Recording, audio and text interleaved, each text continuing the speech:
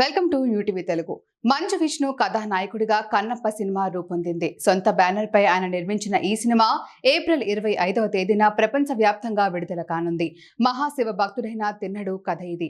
పరమశివుడికి తన రెండు కళ్ళను సమర్పించడానికి సిద్ధపడిన కన్నప్ప కథ ఇది.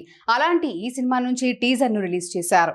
గిరిజన తెగలు, ఆ తెగలకు సంబంధించిన నాయకులు, వాళ్ళ మధ్య పోరాటం, తిన్నడి పరాక్రమం, పరమశివుడి పట్ల తిన్నడికి గల నిరసన భావం, అంతటి నాస్తికుడు భక్తుడిగా ఎలా మారుతాడు అంటూ సాక్షాత్తు పార్వతీదేవి పరమశివుడి దగ్గర ఆశ్చర్యాన్ని వ్యక్తం చేసిన సన్నివేశాలపై ఈ టీజర్ ను కట్ చేశారు. మంచు విష్ణు మొదలు ఈ సినిమాలో ప్రధానమైన పాత్రలందరికీ కవర్ చేస్తూ ఈ టీజర్ ను వదిలారు.